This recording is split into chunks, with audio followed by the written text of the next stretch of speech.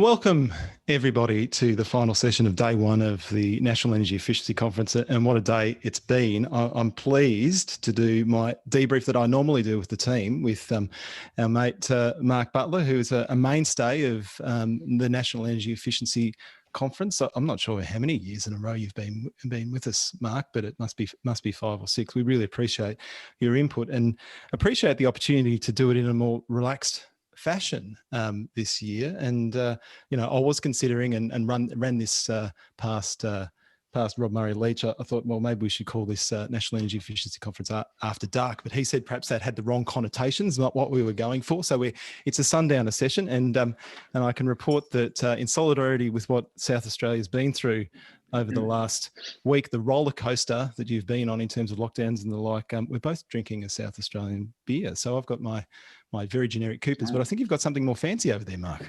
No, Coopers is old school now in South Australia. I've now got the Pirate Life, which is a Port Adelaide craft beer. They have a can that actually has the Port Adelaide Football Club Prison Bar Guernsey on it that sold out within about 2 hours down in Adelaide. So anyway, cheers to you. It's great to be with you virtually. I've really enjoyed every other energy efficiency conference that I've been able to attend over the last several years. So at least we can do this virtually.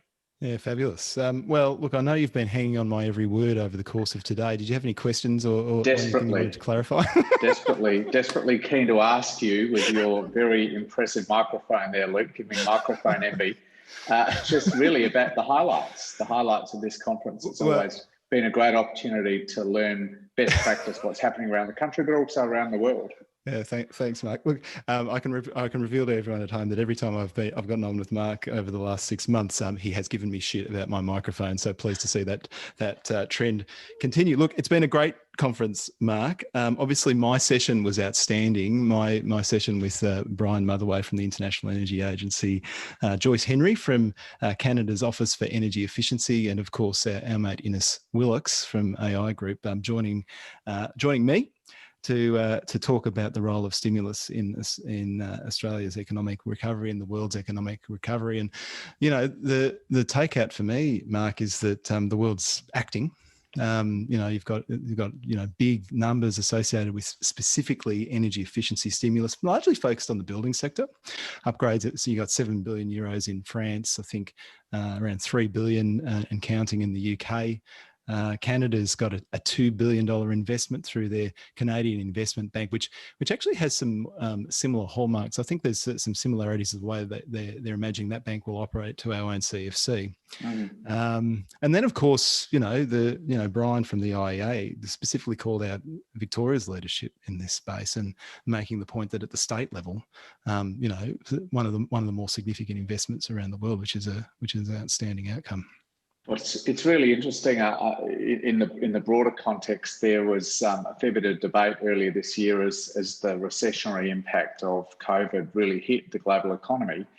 You had seen such a build-up of consciousness around climate action, or the recognition that good climate action was good for the economy. And there was a debate, I think, harking back to 2007, 2008, 2009, where again you'd seen this sort of global build-up of momentum around action on climate change really hit the skids after the global financial crisis. Yep. And people were asking the question whether that momentum that had built up over the last couple of years, leave aside the Donald, whether that momentum was going to be stopped in its tracks by the COVID recession. And I think all of your feedback from today, but the feedback broadly we're getting, shows that almost every significant economy in the world, big business around the world, sees a recovery from the COVID recession, and climate action, good energy policy is going just hand in hand.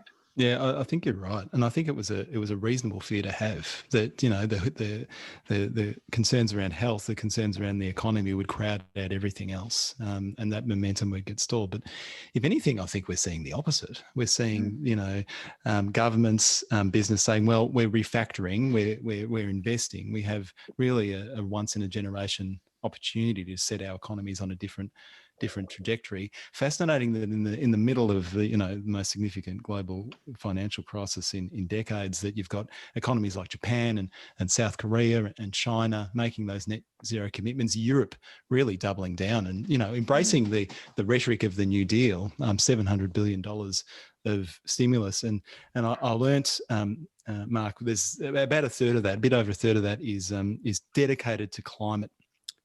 Specifically, climate initiatives, bending the curve on emissions, so to speak. But there's also a requirement for the rest of it to do no harm. So when we're thinking about stimulus, talking to Brian earlier today from the International Energy Agency, one of the points that he made to me at the start of this crisis was, you don't just look at the green spending, look at the total envelope of spending, because if you've got, some green baubles over here on the side, but then you're backing in old industries that, are going to set you on the wrong path and make result in investments in areas of the economy that are already legacy or getting very close to being legacy, then the net benefit might not be there. So I thought Europe's a really fascinating example, and also in terms of the renovation wave and the big investments they're looking to make in buildings. And we've still got the US to come, and some detail to come out in the first half of 21 around China's 14th five-year plan, and I've certainly been watching pretty closely this debate about what appeared to be a bit of an arm wrestle within the Chinese leadership about the details of the 14th five-year plan and whether or not China would sort of back off on their level of ambition around the energy transition and revert to some of their traditional responses to economic challenge, which is a reversion to coal-fired power and big emissions-intensive manufacturing, or whether they double down on that ambition. And the leaked detail we've got so far indicates, in the wake of President Xi's announcement at the UN General Assembly about their net zero emissions commitment by 2060, that they're going to double down. And that's going to have a whole lot of other flow-on impacts in terms of just steepening that cost curve reduction in these new technologies. It really is an incredibly exciting time.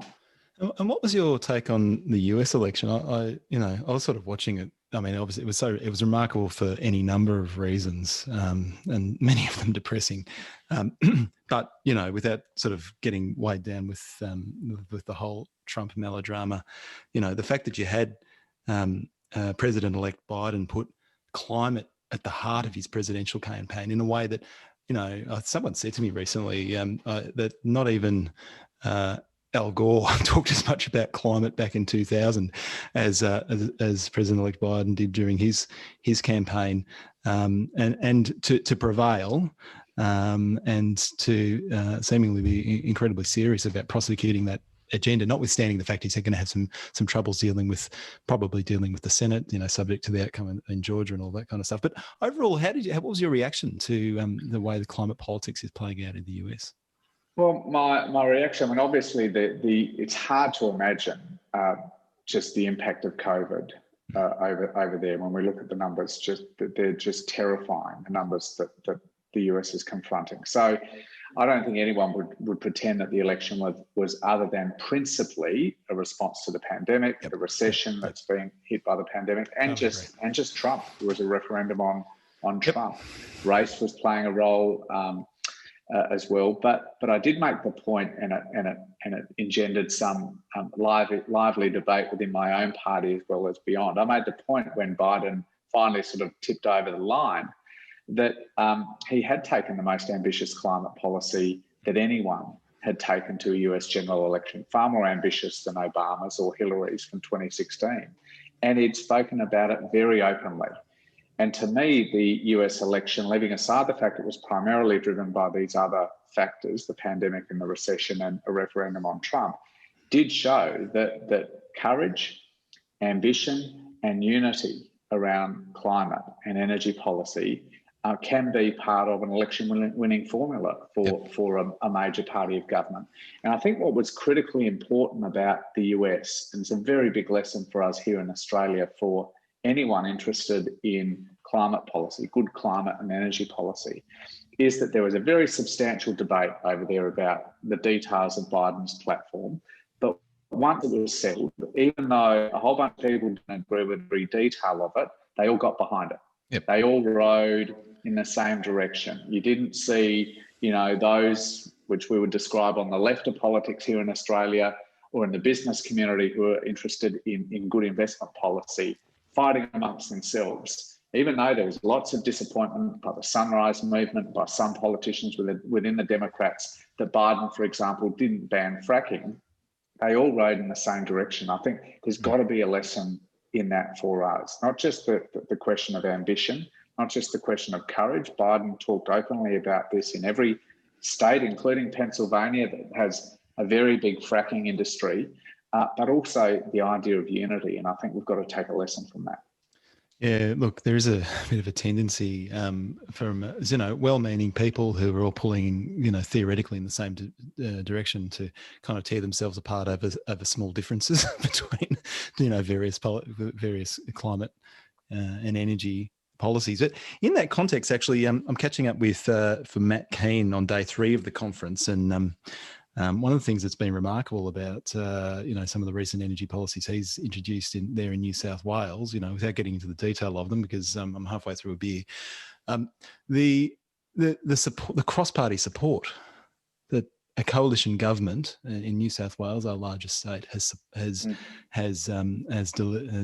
achieved.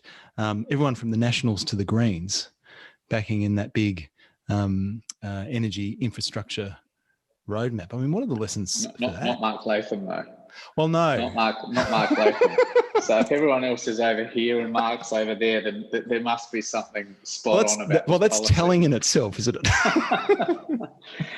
Look, I think Minister Keane's doing a really impressive job.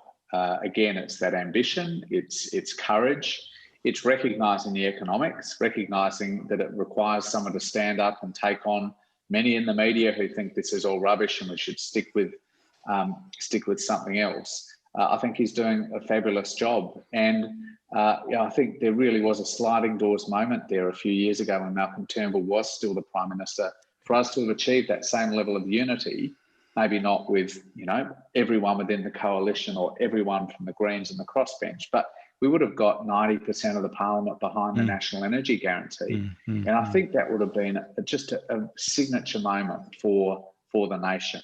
Sure, we would have disagreed and continued to debate around levels of ambition and some other things, but to be able to demonstrate an ability just to land a policy across the aisle, which is what Matt appears to be in the process of achieving in New South Wales, would have, I just think, an enormous stimulus to confidence in the community, but also in business. Well, one of the things as someone that plays a very straight bat, as you know, Mark, and is interested in kind of building a consensus in the middle of the political debate, what New South Wales is doing and what South Australia is doing as well.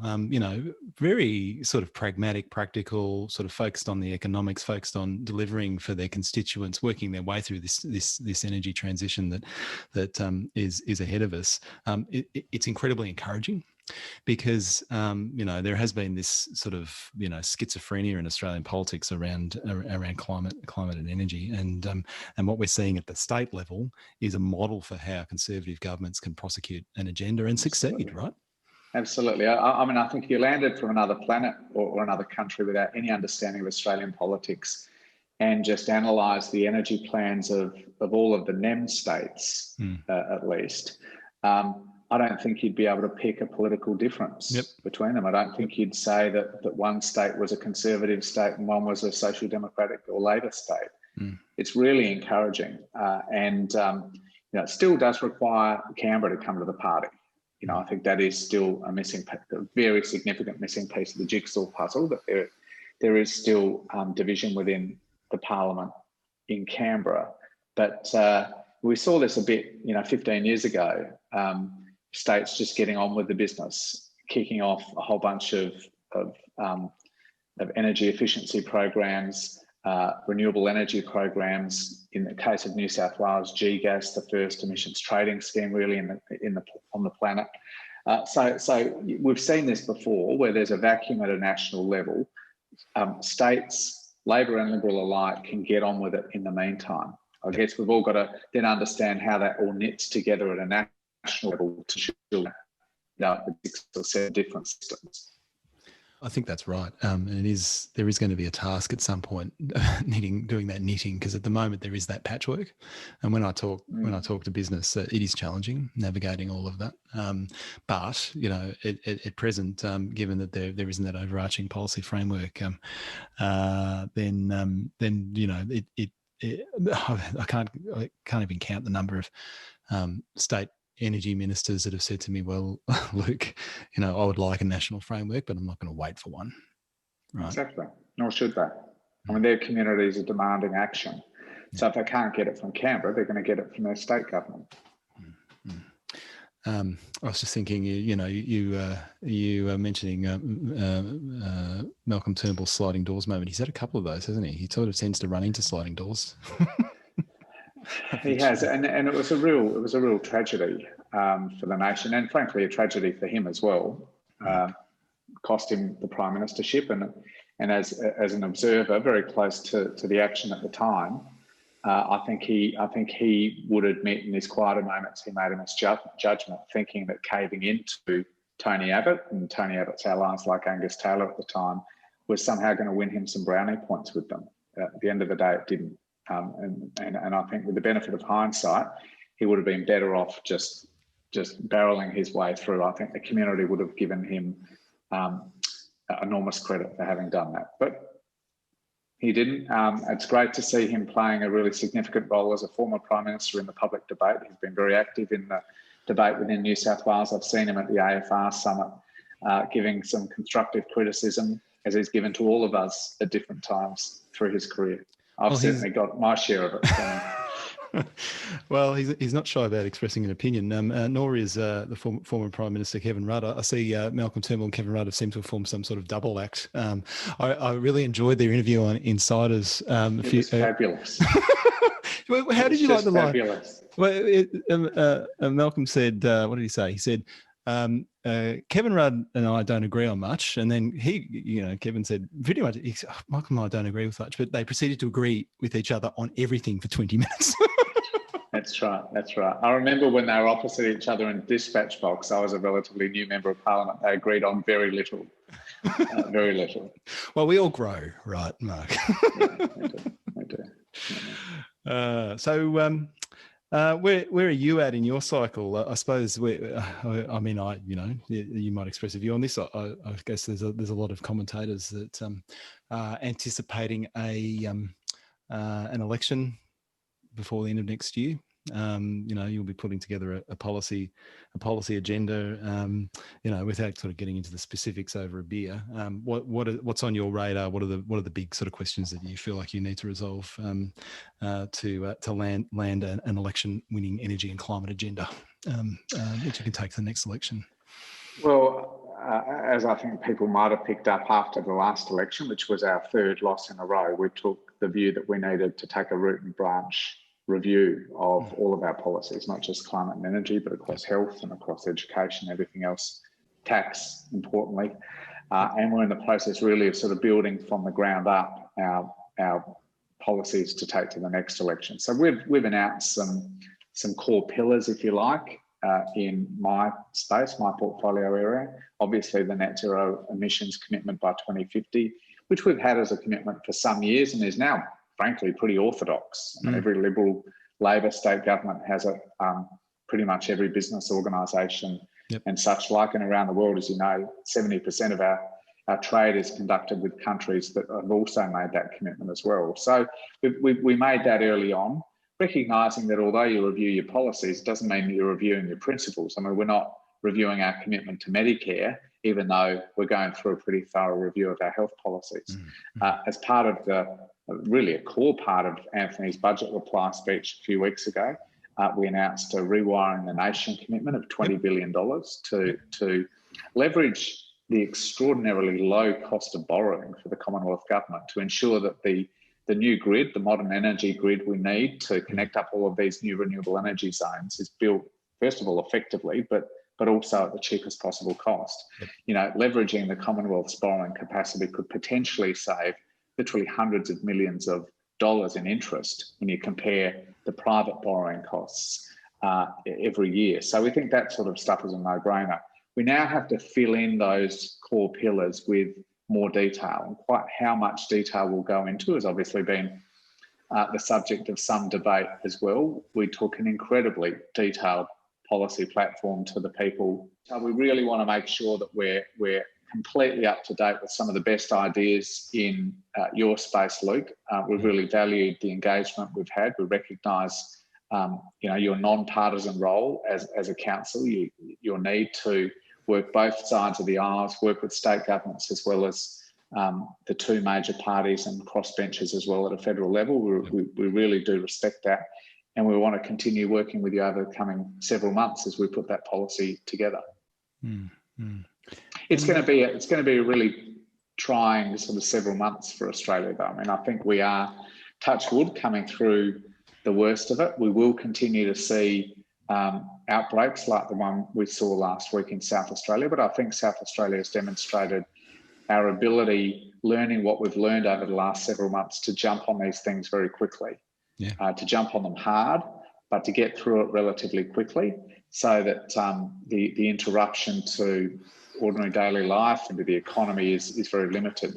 But we know every recession has a relatively long tail. I mean, the 1980s recession took 9 quarters to return to the pre-recession level of economic output. The 1990s recession took 6 or 7 quarters from memory. So even the Reserve Bank is saying we're probably right at the end of 2021 before we get back to the pre-COVID levels of economic output.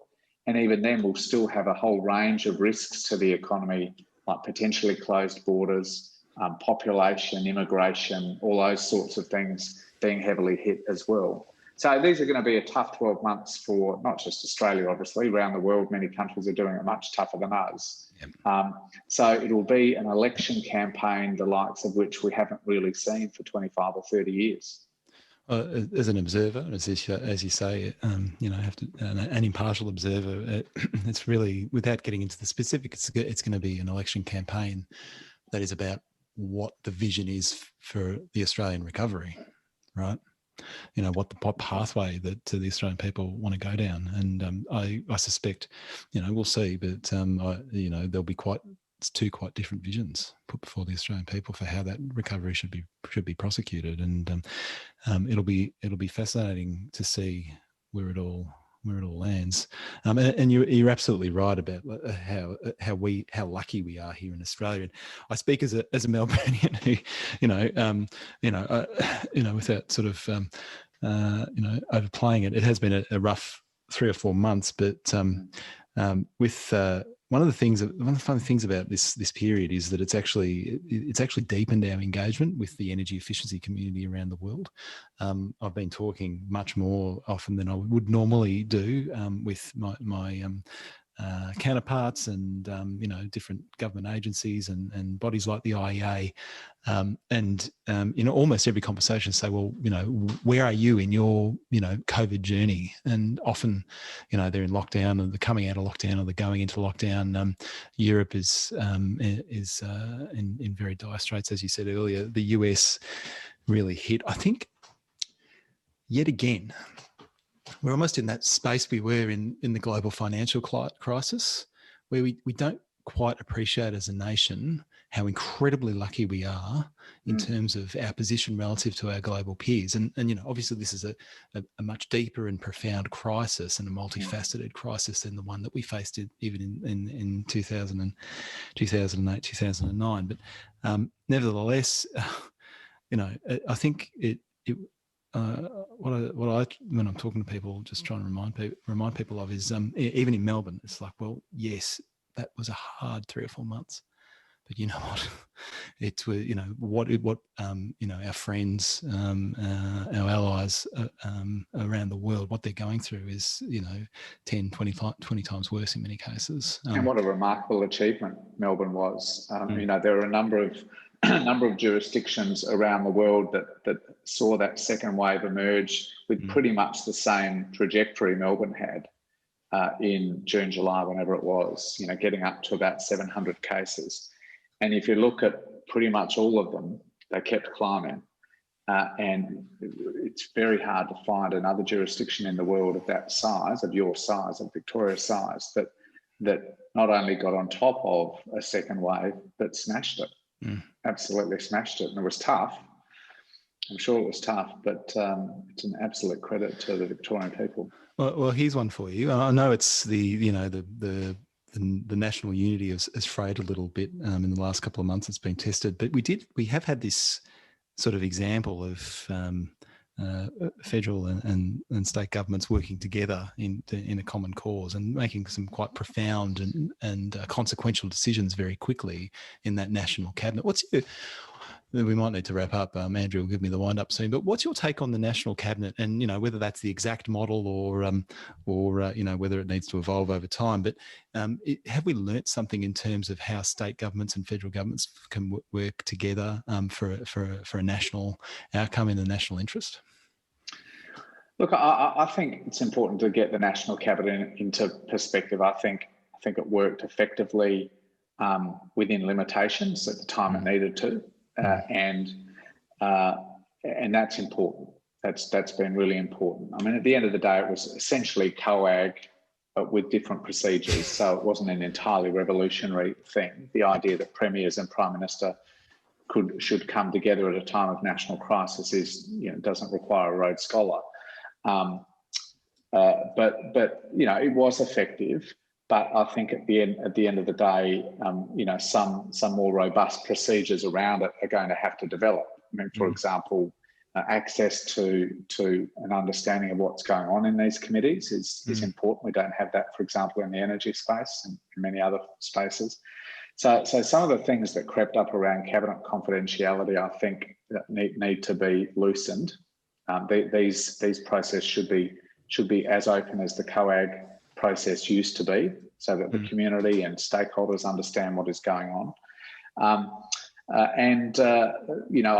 guess we'll see. I mean, what we are seeing is a return to a normal level of political debate, and that's healthy. You do want healthy debate, particularly at a time like this, so that the community is confident that there is intellectual contest about the best way forward for the nation, and I think we'll get to that. I think a really critical thing, though, that hopefully will come out of this last several months is a return to a healthy respect for scientific advice, and that's been certainly in the area for which I have responsibility, frankly, too often lacking. We've got such a great history of respect for the scientific method and for our scientific leaders. I know many of those in the scientific community have been quite shocked over the last 10 or 15 years at the toxicity of some of the commentary within Parliament and within many in the media around climate science. And I hope that the respect we admirably have shown in Australia, by and large, with a few exceptions, to good health advice translates to scientific advice in other critical areas of challenge.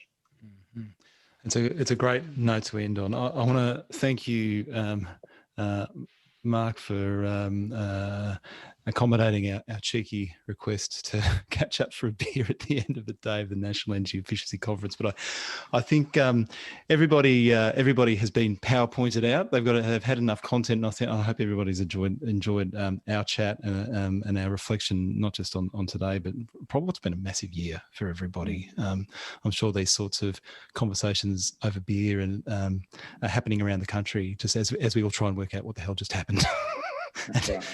and how we chart a course forward. So good luck to you there in South Australia. It sounds like you've got it all under control, which is a fantastic outcome. Our thoughts are with you here in Melbourne as well, and looking forward to continuing to engage with you over the coming months as you put together your policy agenda, and I'm looking forward to a robust contest of ideas in probably 2021 about the pathway forward for Australia.